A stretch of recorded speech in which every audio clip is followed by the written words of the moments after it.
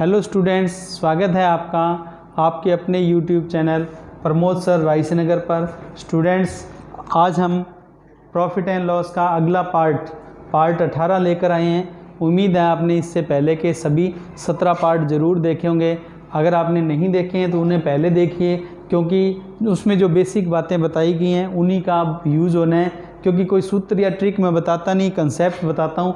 वो कंसेप्ट आपके पहले सीखे होंगे, तभी आज के जो सवाल आपको अच्छे से समझ आएंगे। ठीक है स्टूडेंट्स, और जितना ज़्यादा से ज़्यादा हो सके अपनी जो वीडियोज़ हैं यूट्यूब का जो प्रचार है आप ज़्यादा से ज़्यादा स्टूडेंट्स तक कीजिए, ताकि जो स्टूडेंट्स हैं आपके टच में हैं या जिनको इसकी ज़रूरत है वो इसका फ़ायदा उठा सकें। ठीक है स्टूडेंट्स, क्योंकि क्लास बिल्कुल फ्री है, किसी तरह का कोई चार्ज तो है नहीं, इसलिए आप स्टूडेंट्स तक आगे ज़रूर पहुंचाएं। बच्चों देखो, ये सवाल बिल्कुल नॉर्मल है। इसमें बोला है राम एक किताब को 16.66% लाभ पर बेचता है। अब देखो 16.6% यानी कि 16.67 आ जाए या 16.66 आ जाए, तो इसका मतलब होता है 1/6। परसेंट में बोलेंगे तो 100/6%, ठीक है, और फ्रैक्शन में बोलेंगे तो 1/6 प्रॉफिट। यानी कि 1/6 प्रॉफिट का मतलब क्या हुआ, 6 का माल 7 में, 60 का माल 70 में, 600 का माल 700 में बिक जाएगा। 1 का फायदा इसलिए।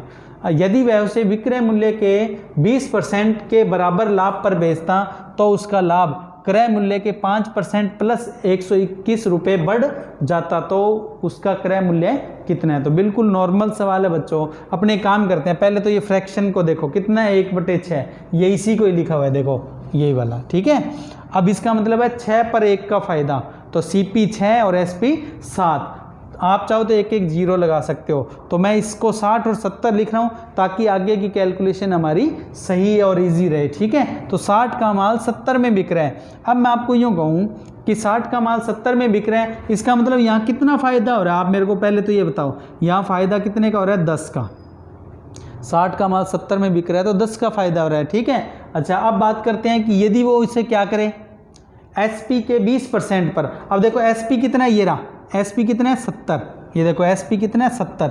तो मैं आपको कहूँ 70 का 20%, तो 20% से सीधा आता है, एक जीरो हटाओ 10%, यानी कि इसका 10% हो गया 7 और 20% होगा 7 दूनी 14। यानी कि वो उससे क्या करे, 14 प्रॉफिट पर बेचे। देखो अब पहले प्रॉफिट कितना था, 10, और अब वो क्या करे, 14 प्रॉफिट पर बेचे, तो क्या होता है, तो उसका लाभ क्रय मूल्य के 5%। अब मैं आपको यूँ कहूँ क्रय मूल्य का 5% कितना होगा। अब देखो CP कितना है, 60, CP का 5% यानी कि CP कितना है, मैंने अभी बताया आपको 60 है, ये देखो ये लिखा पड़ा है, 60 का 5%, तो 60 का 10% तो हो गया, एक जीरो हटा दो यानी कि 6, और 5% उसका आधा यानी कि 3।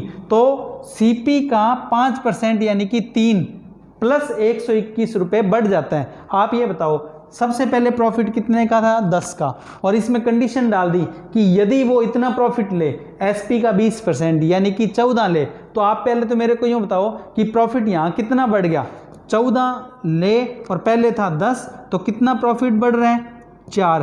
प्रॉफिट कितना बढ़ रहा है, 4। और आपको सवाल में बोला है कि जो प्रॉफिट बढ़ेगा वो CP का 5%, यानी कि CP का 5% कितना है, 3 प्लस ये 3 यूनिट बोल देता हूँ मैं, देखो ताकि आपको फ़र्क समझ आए। ये 4 यूनिट है और ये कितना है, 3 यूनिट। ठीक है, प्लस कितना, 121 रुपये, 121 रुपये।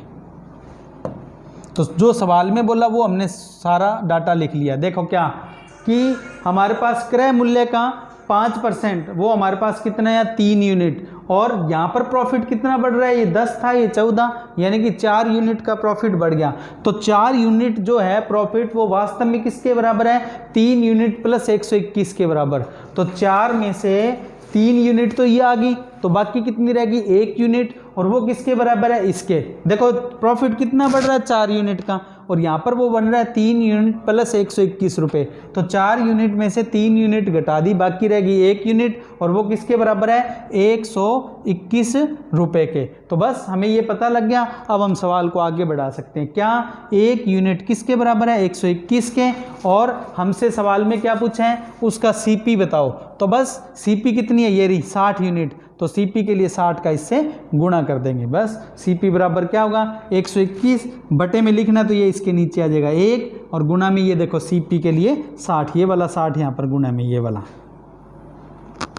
ठीक है, और गुणा करेंगे तो ये सारा गुणा होकर आ गया 7260 रुपये। ये हमारे सवाल का आंसर है। देखो कुछ नहीं रटा, कोई सूत्र नहीं, कोई ट्रिक नहीं, सीधा कंसेप्ट। ठीक है, अब इसके बाद अगला सवाल देखिए।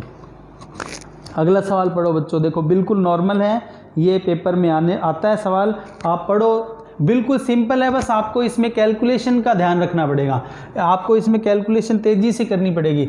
एक चादर का सीपी तथा एसपी 13 से 19 तक में से किसी एक संख्या से पूर्णतः विभाजित होता है। यानी कि कोई भी मतलब आपको ऐसी वैल्यू लेनी है जो सीपी यानी कि कोई भी सीपी या एसपी होगा ना, वो 13 में से 19 तक कोई वैल्यू से क्या होगा, डिवाइड हो रहा होगा पूरी तरह से, चाहे 13 से कटे, चाहे 14 से, चाहे 15 से, चाहे 16 से, चाहे 17 से, चाहे 18 या 19 से। तो आप एक बात तो ये याद रखना कि अगर सीपी या एसपी सम संख्या होगी तो वो सम से यानी कि कितने से, 14 से, 16 से और 18 से, वो तभी डिवाइड होगी जब वो सम होगी, और विषम है तो विषम संख्या से ही भाग जा सकती है। ठीक है, अच्छा फिर क्या बोला, यदि क्रय मूल्य तथा विक्रय मूल्य का मान कितने से 399 से कितना 699 तक हो, यानी कि सीपी और एसपी आपको क्या लेना है, 399 से 699 तक लेना है।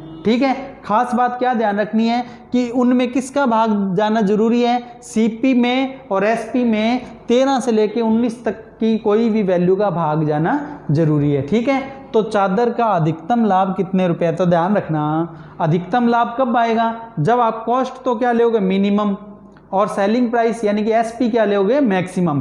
तो अपने सीपी सबसे छोटी रकम लें, लेकिन वो छोटी कहाँ से लेनी पड़ेगी, 399 से शुरू करेंगे और कहाँ तक 699 तक कोई भी हो सकती है।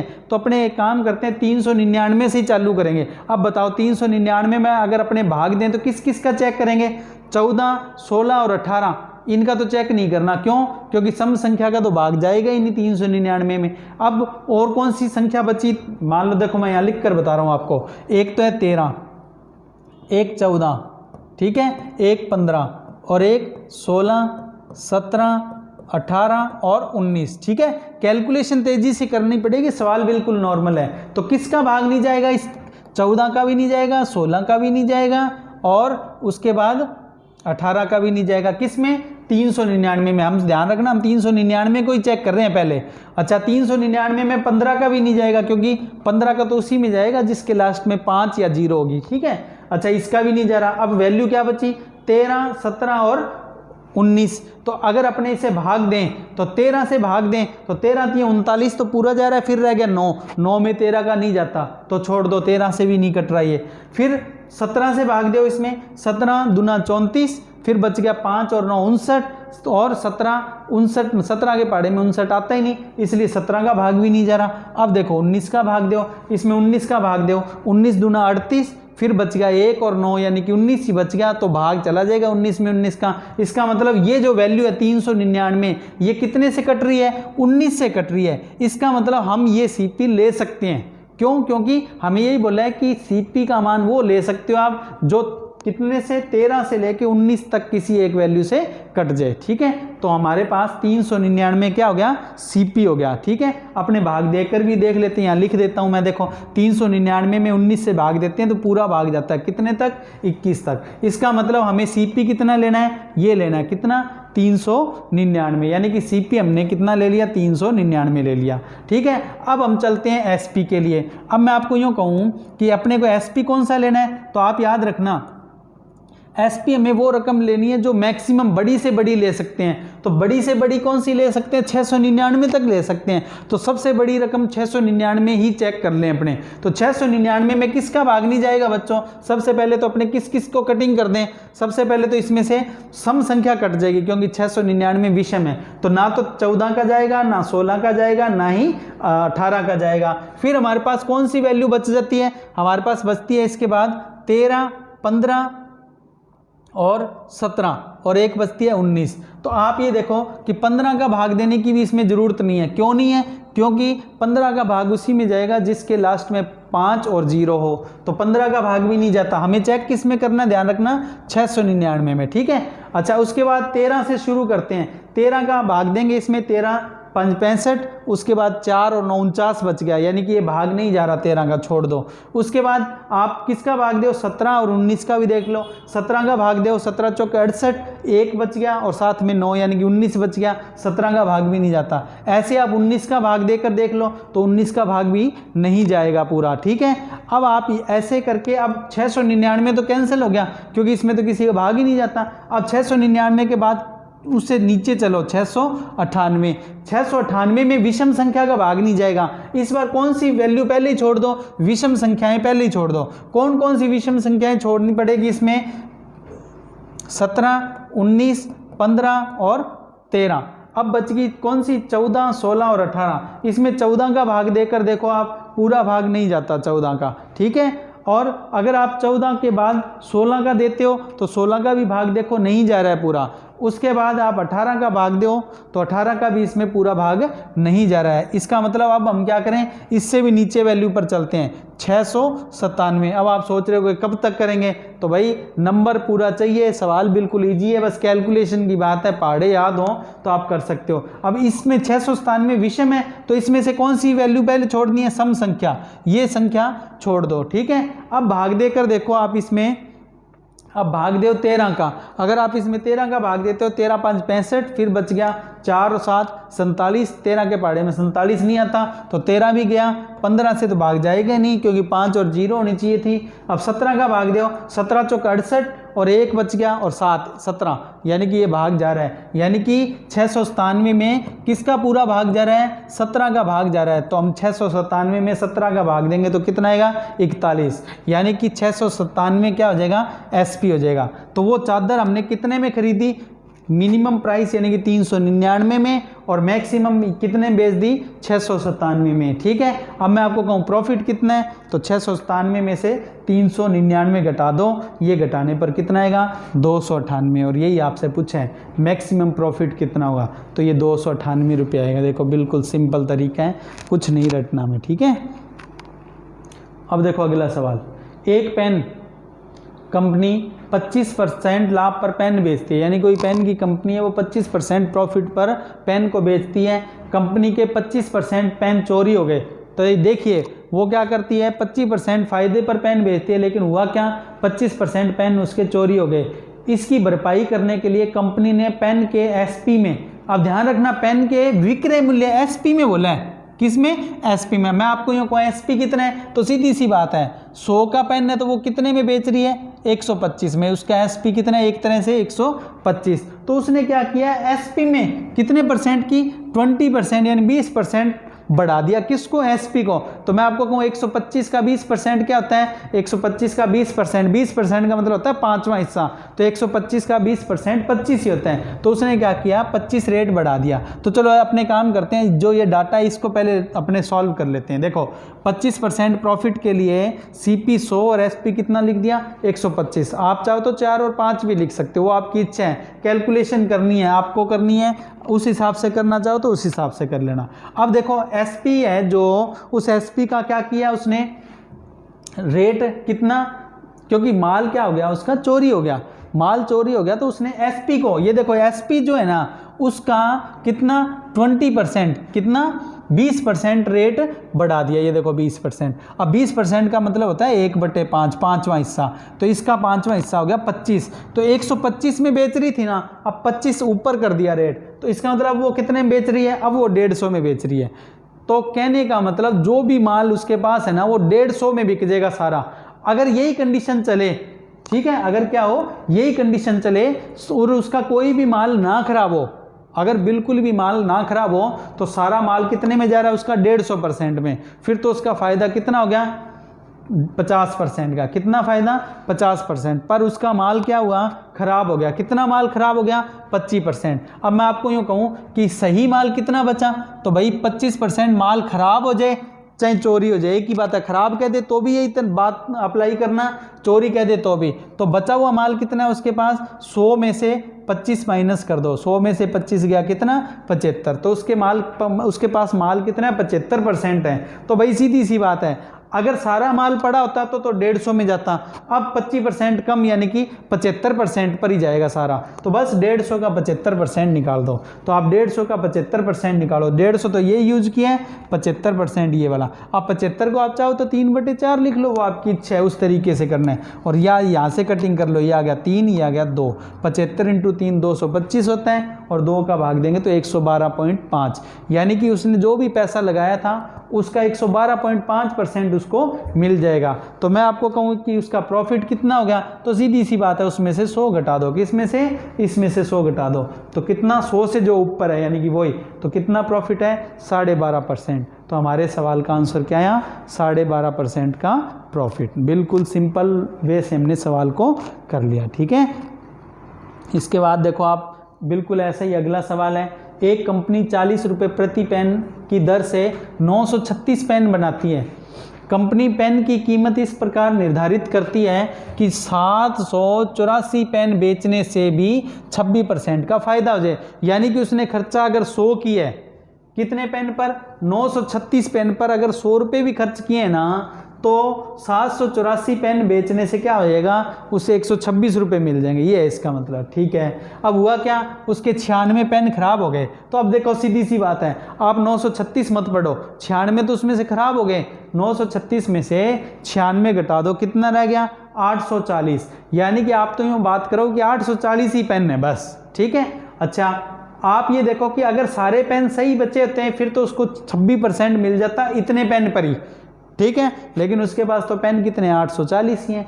अब क्या बोला है? यदि कंपनी 13 पेन पर 2 पेन फ्री और दे रही है, ये लो कंपनी तो और ज़्यादा मतलब ऑफर पर आ गई। ठीक है, क्या ऑफर दे रही है? वो कह रही है अभी मैं तो 13 पेन पर 2 पेन फ्री दे रही हूँ। कहने का मतलब कंपनी कह रही है पैसे दो 13 के और ले जाओ कितने? 15। ठीक है, तो उसने पैसे 13 के लेने हैं और आपको पेन कितने देंगे? 15 के। तो बिल्कुल देखो नॉर्मल वे से, देखो कुछ नहीं रटवाऊंगा, सिंपल तरीके से सवाल को आपको समझा देता हूं। आप ये बताओ 784 पेन है, उस पर वो कितना फ़ायदा ले सकती है? 26% का फ़ायदा। 26 फायदे को क्या लिख दिया? 126%। ठीक है, अब मैं आपको कहूँ उसके पास सही पेन कितने बचे? तो भाई 96 खराब हो गए। 96 क्या हो गए? खराब। कितने में से? 936 में से। तो ये 936 में से 96 घटा दो, तो सही पेन कितने बचे? 840। उसके पास 840 पेन बचे हुए हैं। अब मैं आपको यूँ कहूँ 784 जो पेन है, 784, ये कंडीशन बाद की बात करेंगे अपने। 13 पर 2 फ्री है, इसको लास्ट में अपने शामिल करेंगे। सिर्फ इतने की बात करता हूँ, 784 पेन कितने में बिकेंगे? 126% पर। ठीक है, तो उसको तो कितने बेचने? 840, क्योंकि बाकी तो खराब हो गए। तो मैं आपको कहूँ यहाँ पर कितना पैसा मिल जाएगा? तो ये तो इसके नीचे लगा दो और गुणा में क्या लगाओ? 840 पेन। तो 840 पेन का कितने % पैसा मिल जाएगा वो पता लगा लो। तो ये गया नीचे, यानी कि 126 पैसा किस पर मिलेगा? 784 पर। तो 840 पर कितना मिलेगा? 840 का क्या कर दो? गुणा कर दो। अब आपस में इनकी कटिंग करके, अब जैसे ये 2 से कट रहा है, इसे 2 से काट दो, 4 से काटना है 4 से काट दो। लास्ट में कटिंग करते हुए ये कितने पर पहुंच जाओगे? आप 135 पर पहुंच जाओगे। ठीक है, अगर आप जैसे मान लो कटिंग करना ही चाहते हो, जैसे इसे 4 से काट दो, बड़ा पहाड़ा नहीं आता, तो 4 से काट दो, ये आ गया 210, और इसे 4 से काट दो 19 चौक 76, और फिर बच गया 24, तो 4 से काटा तो ये आ गया 196। ठीक है, अब आपको फिर पता लग रहा है कि ये फिर कट रहा है। कितने से कट रहे हैं? अगर आप कटिंग करना चाहें 2 से काट दो, अगर उससे बड़ी रकम कोई आपको समझ में आती है तो उस रकम से काट सकते हो। जैसे देखो 9 और 6 15 और 1 16 है, तो इसका मतलब ये 3 से तो कटती नहीं है। ठीक है, अगर आप 2 से काटोगे तो ये कितना आएगा? 105, और इसे 2 से काटोगे तो ये आ जाएगा 98। अब पहाड़ा याद आ रहा हो तो ये तो 7 से कट जाएगा, कितना? 15, और इसे 7 से काटेंगे तो ये कितना आ जाएगा? 14, और ये 14 से कट के कितना आ गया? 9।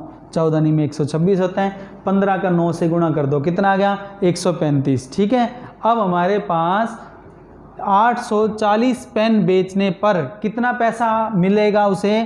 135%। अगर सवाल सिर्फ इतना ही हो, मान लो ये कंडीशन ना दे, सिर्फ इतना ही पूछे और पूछे कि कितना प्रॉफिट हो गया, तो भाई सीधी सी बात है 35% का क्या हो गया? प्रॉफिट हो गया। पर कंपनी सियाणी बन रही है, वो अपना माल बेचने के लिए 13 पर 2 का ऑफर और दे रही है, क्योंकि उसे पता है, क्योंकि उसे फिर भी फ़ायदा हो जाएगा। तो वो पैसे तो आपसे कितने के लेगी, 13 के, ठीक है, और पेन कितने देगी, 15 के। तो सीधी सी बात है, ये 135% पैसा उससे कितने के हिसाब से, 15 के हिसाब से है, और आपसे उसने कितने के लेने हैं, 13 के लेने हैं। तो सीधी सी बात है, लास्ट में क्या करो, 2 पेन फ्री दे कितने पर, 13 पर, तो उसकी बिक्री कितनी बनेगी, सीधी सी बात है, एक तरह का एसपी कितना बनेगा। तो ये तो है 15 के हिसाब से, ये जो पैसा है ना, ये तो टोटल यानी कि 15 के हिसाब से है, पर आप उसने तो पैसे आपसे कितने के लेने हैं, 13 के लेने हैं। तो 15 से ये काट दो, नीचे कितना आ जाएगा, 9, और 9 का 13 से गुणा किया, 13 नहीं में 117, 117 100 से ऊपर है, तो प्रॉफिट आ जाएगा कितना, 17% का। तो ये हमारे सवाल का आंसर आ गया, कितना, 17% प्रॉफिट। ये लो बच्चों देख लो, कुछ नहीं रटा, ना ही कोई इस कैलकुलेशन में गए अपने, इसको यहीं छोड़ दिया, 40 का यूज ही नहीं किया, इसके बिना ही सवाल को सॉल्व कर लिया। अब देखो अगला सवाल, ए ने बी को 15,000 पेन 8.5 रुपये पेन की दर से कहे। देखो इसको तो यहीं छोड़ देते हैं, इतनी बड़ी कैलकुलेशन में ये यूज ही नहीं होना। अब इतनी प्रैक्टिस तो आपकी हो जानी चाहिए, पता लग जाए कि इसका कोई यूज ही नहीं है। सवाल को सीधा ही करो, यानी कि ए ने बी को कहा कि भाई तू पेन बना दे, 8.5 रुपये के हिसाब से ले लेना एक पेन के मेरे से, और पेन वैसे कितने के ऑर्डर में, 15,000, आप यूँ मान लो 100 पेन के, यूँ मान सकते हो, ठीक है।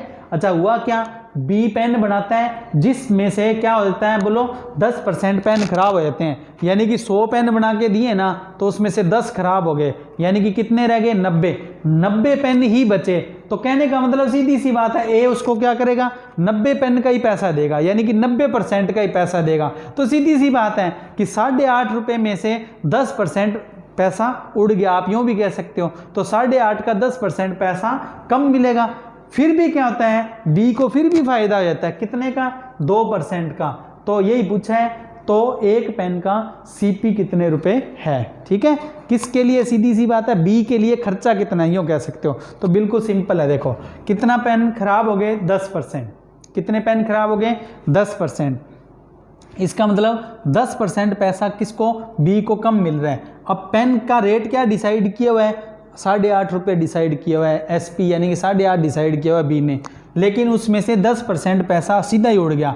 तो 8.5 का 10% निकालो तो 0.85 आया, यानी 0.85, ठीक है। 0.85 इसमें से माइनस कर दो तो हमारे पास बचेगा 7.65, यानी कि 7.65 रुपये। यानी कि अब आप यूँ कह सकते हो कि सारे माल में जितने भी मतलब माल वो दे रहे हैं, उसमें एक पेन का रेट उस यूँ कह सकते हो कि 7.65 पड़ रहा है उसको, ठीक है। लेकिन फिर भी क्या हो रहा है, 2% का फ़ायदा हो रहा है। 2% फ़ायदे को अगर अपने सीपी और एसपी में लिखें तो आप यूँ लिख सकते हो कि बी ने 100 वाला माल कितने में बेच दिया, 102 में बेच दिया, 2% फ़ायदा बोला ना। अगर अपने कटिंग करें तो ये आता है 50:51, यानी कि बी ने 50 का माल कितने में बेच दिया, 51 में बेच दिया। और देखो यहाँ पर बी कितने में बेच रहा है, ये देखो ये एसपी तो है बी के लिए, कितना, 7.65। तो ये 7.65 किसके बराबर है, 51 के, और आपसे सीपी पूछा है तो गुणा में बस 50 लगा देना, नॉर्मल क्वेश्चन है। ये देखो 7.65 और ये इस 51 के बराबर है, ये 51 नीचे, और गुणा में ये सीपी आपसे पूछा है तो ये 50 का गुणा, ठीक है। बस ये कैलकुलेशन करनी है, आप सीधी कैलकुलेशन कर सकते हो। अगर आपको सीधा समझ आ रहा है तो ये डायरेक्ट कितने से कट रहे हैं, 15 से कट रहे हैं, पर साथ में पॉइंट का ध्यान रखना, ये कितना आएगा, 0.15, ठीक है। और 0.15 का अगर आप 50 से गुणा करोगे तो 7.5 यानी कि 7.5 रुपये आपके सवाल का क्या होगा, आंसर हो जाएगा। ये लो, ये सवाल है कि एक पेन का सीपी कितना है, तो 7.5 है। देखो कई स्टूडेंट ऐसे होंगे जो 15,000 को यूज करके अपना टाइम वेस्ट करेंगे, यूँ मत्थामारी करेंगे, टाइम वेस्ट कर लेंगे, और जबकि सवाल बिल्कुल नॉर्मल है। देखो आपको मैंने सारे सवाल आज इस तरह से लिए हैं ताकि आपको समझ आ जाए कि जहाँ माल वेस्ट होता है वहाँ की कैलकुलेशन किस तरह से सॉल्व की जाती है, ठीक है। अब देखो अगला सवाल क्या है, राम 2 वस्तु में से पहली वस्तु को 25% लाभ तथा दूसरी को 10% लाभ पर बेचते हैं। पहली पर क्या ले रहा है वो, 25% प्रॉफिट, और दूसरी पर 10% प्रॉफिट। यदि दूसरी वस्तु का विक्रय मूल्य पहली वस्तु के विक्रय मूल्य से 34% क्या है, कम है, तो दोनों पर समेकित लाभ कितने परसेंट है। तो देखो बिल्कुल सिंपल वे से कराता हूँ। आप ये बताओ फर्स्ट आइटम पर क्या हो रहा है 25% प्रॉफिट। 25% का मतलब क्या होता है 1/4, 4 पर 1 का फ़ायदा यानी कि CP 4 और SP 1 फ़ायदा जोड़ दो यानी कि 5। अच्छा दूसरी आइटम पर क्या हो रहा है 10%। 10% को क्या लिखते हैं अपने 1/10। 1/10 का मतलब 10 पर 1 का फ़ायदा यानी कि CP 10 और SP 1 जोड़ दो यानी कि 11। ठीक है। उसके बाद क्या बोला यदि अब देखो यहाँ पर समझना दूसरी वस्तु का SP पहली वस्तु के SP का कितना हो 34% हो। चलो अपने वहाँ दोनों को लिख लेते हैं। SP1 यानी कि पहली वस्तु का SP और दूसरी वस्तु का SP यानी कि SP2। ये कितना है कि पहली वस्तु का SP है उसकी तुलना में दूसरी वस्तु का SP 34% कम है। कहने का मतलब पहली वस्तु अगर 100 की है तो दूसरी वस्तु कितने की है 34% कम। ये देखो 34% अपने को क्या बोला कम, तो 100 में से 34 क्या करना है यहाँ पर माइनस करके लिखना है। 100 में से 34 गया यानी कि 66। तो कटिंग कर दो, ये कटिंग करो 2 से कट गया 50 और 33 यानी कि पहली वस्तु अगर 50 की है तो दूसरी वस्तु कितने की है 33 की है। SP है ध्यान रखना। तो देखो यहाँ पहली वस्तु का SP कितना बन रहा है हमारे पास 5 और दूसरी वस्तु का SP कितना बन रहा है 11। अब ध्यान दो इसे हमें क्या बनाना है 50 बनाना है। तो कितने से गुणा कर दो 10 से, ये देखो 50 बन जाएगा फिर। ठीक है। और ये 11 है इसे क्या बनाना है 33 बनाना है। तो इसको कितने से गुणा कर दो 3 से गुणा कर दो, ये 33 बन जाएगा। तो अपने क्या करते हैं देखो इसको कितने से गुणा किया 10 से, तो कितना आएगा ये 40 और 50 बना दिया। देखो पहली वस्तु का SP कितना 50, फर्स्ट आइटम का SP 50, सेकंड आइटम का जो SP उसे क्या बनाना है 33। तो इसको 3 से गुणा कर दो। ठीक है। ये 3 से गुणा करने पर क्या आ गया 30 और ये 33। ठीक है। अब ये सवाल बिल्कुल नॉर्मल हो गया अब आपके लिए कि पहली वस्तु 40 की है 50 में बिक रही है और दूसरी वस्तु 30 की है और 33 में बिक रही है। अब सवाल बिल्कुल सिंपल हो गया। देखो ये 50 और ये 33 यही वाला बनाया हमने। ठीक है। अब मैं आपको कहूँ दोनों वस्तु कितने की है टोटल 40 और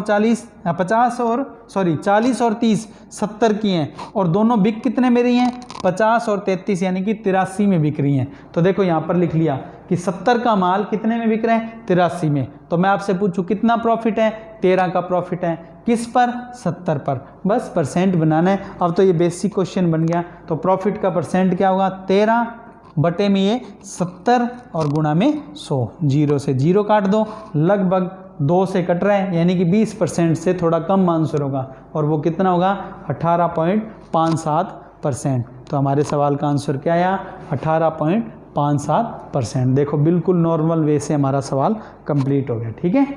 अब देखो अगला सवाल पढ़ो। देखो आपके सामने अगला सवाल आया है, बिल्कुल नॉर्मल क्वेश्चन है। देखने में अपने को ये बड़ा लग रहा होगा, बाकी है नॉर्मल।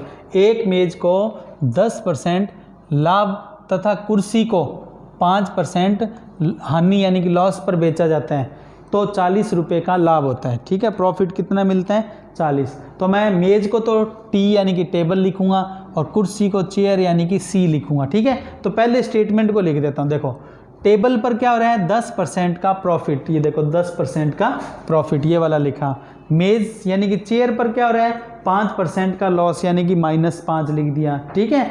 और इन सबको मिलाकर क्या बनता है उसके पास देखो 40 रुपये का प्रॉफिट, ये 40 यहाँ लिख दिया। ठीक है। अब क्या हुआ स्टेटमेंट चेंज आगे। अब बोला है, अब देखो मैं इरेज कर रहा हूँ जितना आपको बताया यहाँ तक। अब ये बोल रहा है कि मेज को 5% लॉस कर दें और चेयर को 10% प्रॉफिट कर दें तो क्या होता है तो 10 रुपये का लाभ होता है। तो बिल्कुल ऐसा स्टेटमेंट दूसरा बना लो। ये -5% टेबल पर और चेयर पर 10% प्रॉफिट यानी कि यहाँ प्लस लिखा।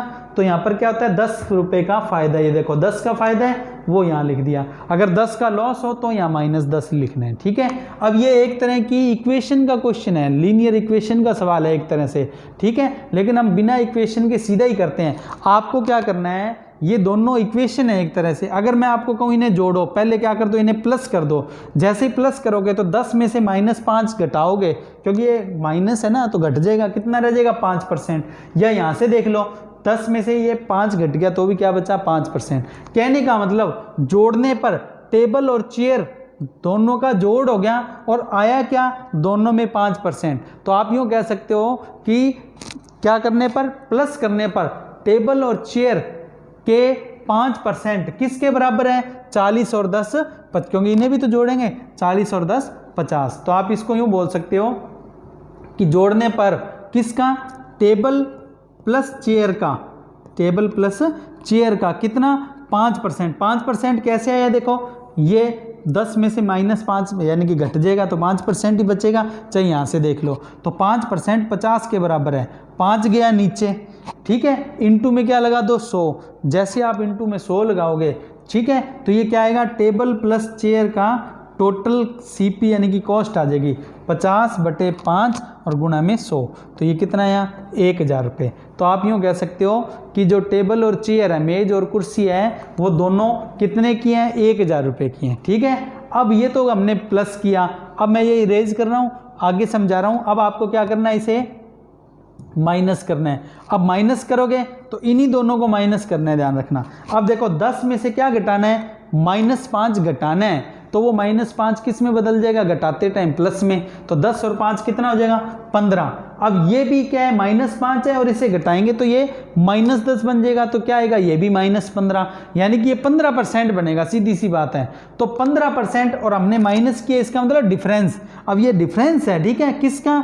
टेबल के और चेयर के रेट का, और कितना? ये 15%। तो टेबल और चेयर के डिफरेंस रेट का जो डिफरेंस है उसका 15%, ठीक है। टेबल माइनस चेयर कितना? 15% किसके बराबर है? 30 के। तो 15 गया नीचे, ठीक है, और गुणा में 100 लगाते क्या होगा? टेबल और चेयर का क्या आ जाएगा? टोटल डिफरेंस आ जाएगा। देखो ये रहा डिफरेंस, किसका? डिफरेंस ऑफ सीपी, किसका डिफरेंस है? ये टेबल और चेयर का, ठीक है। कितना? ये कटिंग कर लो, 200 रुपये, यानी कि मेज और कुर्सी में कितने रुपए का फ़र्क है? 200 रुपये का फ़र्क है। अब देखो यहाँ बेसिक बात समझनी है कि दोनों इक्वेशन को क्या करना है? एक बार प्लस और एक बार माइनस। मैंने यहाँ पर लिख कर समझाया, यहाँ से आप सीधे ही कर सकते हो। एक बार इनको घटाएं, जोड़ेंगे तो ये माइनस है, हानि है ना, ये माइनस है और ये प्लस है, जोड़ते टाइम तो 5% बनेगा। किसके बराबर? 40 और 10 50 के बराबर, ये रहा, और 5 गया नीचे और गुणा में 100, ठीक है। अच्छा, घटाते टाइम क्या होगा? क्योंकि ये 10 है और ये 5 घटाएंगे तो ये -5 से +5 बन जाएगा, यानी कि ये 15%, और 40 में से 10 घटाएंगे तो ये कितना आ जाएगा? 30 आ जाएगा। तो 15% 30 के बराबर, आगे वही 15 नीचे गुणा में 100। अब आप ध्यान रखना, ये टेबल और चेयर का टोटल रेट है और ये इन दोनों का क्या है? डिफरेंस। बस यहाँ से सवाल हो जाएगा। अब मैं आपको कहूँ मेज और कुर्सी 1000 रुपये की है और दोनों में फ़र्क है 200 रुपये का, अलग अलग रेट बताओ। तो सिंपल सा तरीका है, आप पहले क्या करो? 1000 में से जो डिफरेंस है उस 200 को पहले ही अलग कर दो। 1000 में से डिफरेंस कितना रखना है? 200 का, 200 अलग कर दो पहले। कितने रह जाएंगे अपने पास? 800। कितने रह गए? 800। अब इस 800 को आधा आधा कर दो दोनों में, ठीक है। दोनों में आधा कर देंगे तो ये कितना है? 400। टेबल भी 400 की और जो चेयर है वो भी 400 की, पर हमने 200 का डिफरेंस जो अलग निकाला था वो किस में जोड़ दो? क्योंकि हमने यहाँ टेबल माइनस चेयर निकाला था, आप याद करो। ये माइनस जब घटाया था ये माइनस से माइनस कैंसिल हो गया, प्लस बन गया। तो ये तो 15% पॉजिटिव था और ये नेगेटिव था, तो ये T-C बचा था, ठीक है, जिसकी वजह से टेबल का रेट है वो क्या है? ज़्यादा है। तो टेबल क्या होगा? 200 रुपये इसमें ऐड कर दो। जैसे आप इसमें 200 ऐड करोगे तो ये कितना हो जाएगा? 400 और 200 जोड़ने पर कितना? 600। तो किसका? टेबल का जो कॉस्ट है यानी कि सीपी है वो 600 है और चेयर की कितनी है? 400 है। बिल्कुल सिंपल तरीके से सवाल को हमने सॉल्व कर लिया, ठीक है। वास्तव में तो ये इक्वेशन का क्वेश्चन था, लेकिन आप इसे ढंग से दोबारा समझ लेना, वीडियो को बैक करके देख लेना, और आप अगर इसे करेंगे तो बिल्कुल सिंपल वे से आप इसे सीख पाएंगे, ठीक है। अब देखो अगला सवाल है, बिल्कुल ऐसा ही है। राम 2 वस्तु 5100 रुपये में खरीदता है, यानी टोटल सीपी पहले ही दे दिया 5100, ठीक है। उसने पहली वस्तु को 10% प्रॉफिट और दूसरी को 13% प्रॉफिट पर बेचा। यदि वह पहली वस्तु को 13% प्रॉफिट और दूसरी को 10% प्रॉफिट, यानी कि चेंज कर दिया, पहले क्या था? 10 फर्स्ट आइटम और सेकंड आइटम, ठीक है, 10% प्रॉफिट और सेकंड को 13% पर बेच रहा था। अब उसने क्या किया? ये 13% कर दिया और इसको 10% कर दिया, तो क्या होता है? उसे 39 रुपये एक्स्ट्रा मिल जाते हैं, यानी डिफरेंस, सीधी सी बात है। आपको टोटल सीपी तो दिया है, यानी कि जोड़ने की तो इनको जरूरत नहीं है, आपको इन्हें क्या करना है, घटाना है, माइनस करना है। माइनस करेंगे तो ये कितना आएगा, 3%। ठीक है, 3% किसके बराबर होगा, क्योंकि डिफरेंस पहले ही दे दिया 39 के, बस सवाल हो जाएगा 3% 39 के बराबर है, तो 3 गया 39 के नीचे और गुणा में 100, क्योंकि आपसे ये पूछा है दोनों वस्तु के सीपी का अंतर यानी कि डिफरेंस बताओ, तो आप क्या करोगे, 3% डिफरेंस 39 के बराबर, ये 3 कैसे है, इनको घटा के, चाहे यहाँ से सीधा ही घटा लो। ठीक है, तो 3 गया इसके नीचे और गुणा में 100 लगा दो, तो आपके पास क्या होगा, दोनों के सीपी का डिफरेंस आ जाएगा। 3 से काटेंगे आ गया 13, 13 का 100 से गुणा किया 1300, यानी कि दोनों वस्तु 5100 की है, वो तो सवाल में दी है और आपसे पूछा इनमें डिफरेंस कितना है, तो 1300 का डिफरेंस है, ये इस सवाल में आपसे पूछा है। तो देखो नॉर्मल क्वेश्चन हो गया और सिंपल वे से हम इसे कर सकते हैं। अच्छा आप सुनो, इसमें यूँ कह दे कि दोनों वस्तु का अलग अलग रेट बताओ, तो हमने पिछले सवाल में मेज कुर्सी वाले में सीखा, वैसे ही हो जाएगा, ये 5100 टोटल है और डिफरेंस 1300 का रखना है, तो उसी सवाल की तरह बन जाएगा। अगले सवाल में आपसे यही पूछा है, देखो यही सवाल है, बस इसमें लास्ट में क्या पूछा है, तो महंगी वस्तु का सीपी बताओ, जो महंगी है ना उसकी कॉस्ट बताओ, बाकी सब वही दिया हुआ है। तो देखो बच्चों, ये टोटल सीपी हमें 5100 दिया हुआ है, एक तो हमें ये चाहिए और डिफरेंस चाहिए, डिफरेंस हमने अभी निकाला था, जितना पिछले सवाल में करवा दिया वो मैं सीधे ही लिख रहा हूँ। ठीक है, इतना पिछले सवाल में मैंने आपको सिखाया, ये पिछले सवाल में हो गया। अब मैं आपको ये कहूँ दोनों वस्तु 5100 की है और दोनों के रेट में फ़र्क कितना रखना है, 1300 का, तो पहले क्या करो, 5100 में से 1300 पहले अलग ही कर दो। ठीक है, तो देखो टोटल सीपी ये यहाँ लिखा है वही मैंने लिखा है। ठीक, 5100 में से पहले क्या करो, 1300 अलग कर दो, 5100 में से 1300 घटाओ, कितने रह गए, 3800। अब इस 3800 को क्या करो, बराबर बराबर यानी कि आधा बांट दो, तो ये 1900 हो गए। अब ये भी 1900 की, ये भी 1900 की, और दोनों में फ़र्क कितने का था, 1300 का, तो एक वस्तु में 1300 जोड़ दो, तो जैसे ही इसमें 1300 किसी में भी जोड़ दो, चाहे उसमें चाहे इसमें, तो इसमें 1300 जोड़ते ही 19 और 13 कितना आएगा, 3200। ठीक है, तो ये कॉस्ट आ गई 3200 एक की और दूसरे की कितनी आ गई, 1900। तो हमसे पूछा है महंगी वाली कितने की है, तो महंगी वाली कितने की है, 3200 की, तो ये हमारे सवाल का आंसर आ गया, महंगी वाली कितने की, 3200 रुपये की। ठीक है, तो आप इस सवाल को इस तरीके से कर सकते हो। ठीक है स्टूडेंट्स, अब देखिए अगला सवाल।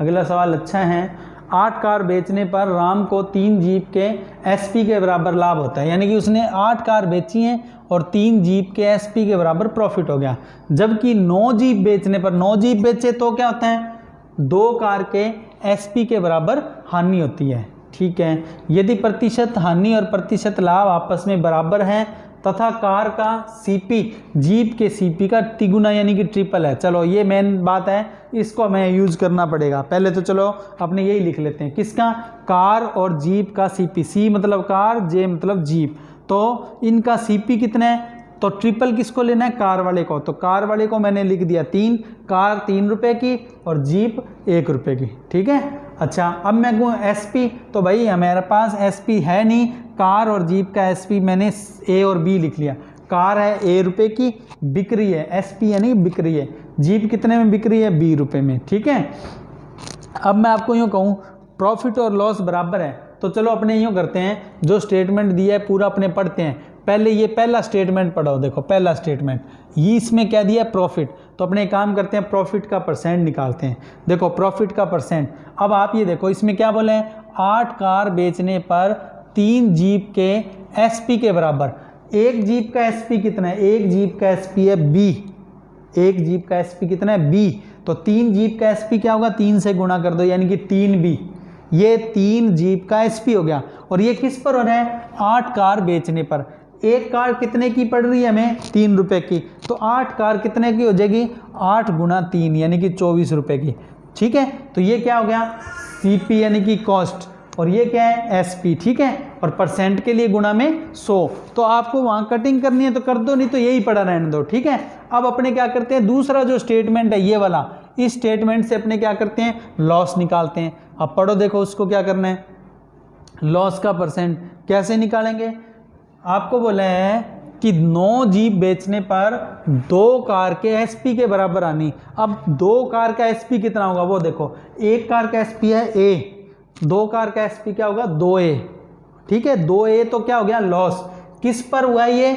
9 जीप बेचने पर। अच्छा, एक जीप कितने की है? 1 रुपये की, तो 9 जीप कितने की होगी?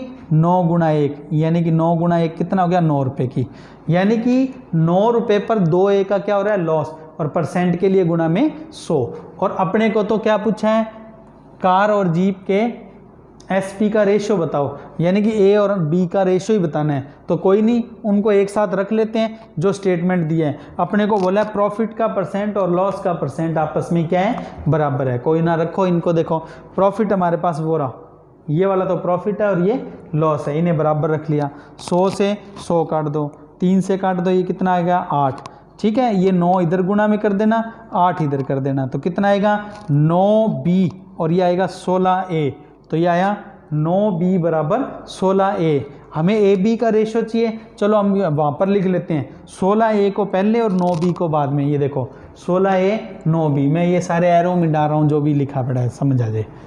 ठीक है, अपने इसी को ही ध्यान देना, इसी को ही लिखा है 9b बराबर 16a को हमने 16a बराबर 9b, ए को पहले लिख लिया, सीधी सी बात है। ए और बी का रेशियो निकालना है, तो बस इन्हें क्या करेंगे? क्रॉस कर देंगे, ए और बी का रेशियो आ जाएगा। कैसे?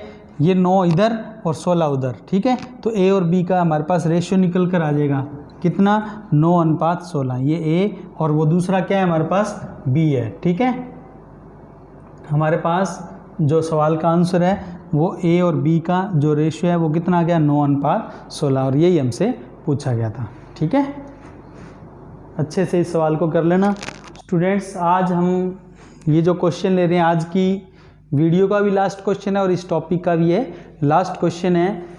इसके बाद अपने अगला नया चैप्टर शुरू करेंगे। और ये भी ध्यान रखें कि कुछ और जो क्वेश्चंस प्रॉफिट लॉस के मेरे को मिलेंगे, न्यू ट्रेंडिंग क्वेश्चन, उन पर भी वीडियो बना के डाल दूंगा। ठीक है, अब देखो सवाल है, यदि 14 कार का सीपी 12 कार के एसपी के बराबर है। चलो पहले इसी डाटा को लिख लेते हैं, 14 कार का सीपी 12 कार के एसपी के बराबर है। तो इन्हें क्रॉस कर लो, ये कटिंग हो रही है, 7 से काटो, ये 2 से काटो, ये आ जाएगा 7 और ये आ जाएगा 6। ठीक है, तो ये किसका? कार का। किसका? कार का। क्या आ गया? सीपी, ये सीपी और ये एसपी, यानी कि कार कितने की? 6 की खरीद के और 7 में बेच रहे हैं। ठीक है, अब आगे आपको क्या बोला है? आगे फिर बोला है एक जीप का एसपी एक कार के सीपी के बराबर है, यानी कि कार का सीपी अगर 6 है तो जीप का एसपी भी कितना होगा? 6 होगा। हमको बोला है कि कार पर जो प्रॉफिट का परसेंट है, जीप का परसेंट क्या है? प्रॉफिट उससे डबल है। तो अपने पहले क्या करते हैं? पहले हम कार पर प्रॉफिट का परसेंट निकालते हैं। देखो कार पर कितना फ़ायदा हो रहा है? 1 का। हमारे पास कार पर फ़ायदा कितना है? 1 का। और ये कितने पर हो रहा है? 6 पर। तो मैं कहूँ प्रॉफिट का परसेंट निकालना कार पर, तो कितना आएगा? 1 का फ़ायदा किस पर? 6 पर। तो 1/6 परसेंट के लिए गुणा में 100। तो ये 2 से काटो, ये कितना आया? 50, और ये कितना आया? 3। तो कितना आया? 50/3%। तो मैं आपसे पूछूं कार पर कितना फ़ायदा हो रहा है? तो 50/3% का हो रहा है। ठीक है, अब मैं आपको यूँ कहूँ कि जीप पर फ़ायदा कितना है? तो वो इससे क्या है? डबल, दुगना बोला हुआ है। ठीक है, तो इसका डबल क्या होगा? 50 का डबल कर दो 100, 100/3%। तो किसका? जीप का प्रॉफिट परसेंट कितना होगा? 100/3%। परसेंट हटाएंगे तो क्या होगा? परसेंट हटते ही नीचे क्या आएगा? 100, और 100 से 100 कट जाएगा, तो क्या आएगा? 1/3। तो आप यूँ कह सकते हो कि जीप पर कितना फ़ायदा है? 1/3, 3 पर 1 का फ़ायदा। तो मैं आपको यूँ कहूँ जीप का सीपी और एसपी बताना कितना होगा? तो सीपी अगर 3 है तो एसपी क्या होगा? 3 में 1 जोड़ दो, यानी कि कितना? 4। तो आप यूँ कह सकते हो जीप का सीपी 3 और एसपी कितना? 4। अब आपको सवाल में क्या बोला था? एक जीप का एसपी एक कार के सीपी के बराबर है। अब देखो सारा कुछ एक बार इरेज कर रहा हूँ ताकि आपको समझ आए। अब देखो एक कार का मैं आपको कहूँ सीपी कितना है? ये सीपी है कार का, ध्यान रखना। ये देखो सीपी, कार का सीपी है 6, और ये किसके बराबर होना चाहिए? जीप के एसपी के बराबर। और जीप का एसपी कितना है? 4, यानी कि ये 6 और इधर 4, ये दोनों क्या होनी चाहिए थी? बराबर रकम। और कैसे हो जाएंगी? इसको 2 से गुणा कर देना, ये 12 बन जाएगा, और इसको 3 से गुणा कर देना, तो ये भी क्या बन जाएगा? 12। तो इन्हें गुणा करके बराबर करना है। तो 2 से गुणा कर रहा हूँ, इस पूरे को 2 से गुणा करोगे तो ये कितना आ जाएगा? 6 दूनी 12 और 7 दूनी 14, यानी कि 12 की कार खरीदी और 14 में बेच दी। और मैं आपको कहूँ जीप में 3 का गुणा कर देना। जैसे यहाँ 3 का गुणा करोगे तो ये 3 का दोनों से होना है, बस ये ध्यान रखना, ठीक है। दोनों से जैसे ही गुणा करोगे तो ये 3 थी 9 और 4 थी 12, यानी कि जीप 9 में खरीदी और 12 में बेच दी। अब हमारे पास वो कंडीशन है वो कंप्लीट हो गई कि जीप कार का सीपी जीप के एसपी के क्या है बराबर। तो बस अब सवाल सॉल्व कर लो। अब आपको यूँ बोला है यदि एक कार का एसपी एम है, एक कार का एसपी क्या है एम, तो देखो यहाँ कार का एसपी कितना है 14, यानी कि ये एम किसके बराबर है 14 के बराबर है। और पूछा क्या है तो एक जीप का सीपी बताओ, क्रय मूल्य यानी कि सीपी, यानी कि ये आपसे पूछा, तो इस 9 का क्या हो जाएगा गुणा हो जाएगा। बिल्कुल सिंपल। देखो तो ये क्या करना अपने को, ये एम ऊपर और ये किसके बराबर 14 के बराबर, ये 14 यहाँ नीचे, और ये आपसे क्या चीज़ आपसे पूछा है तो एक जीप का क्रय मूल्य यानी कि सीपी बताओ।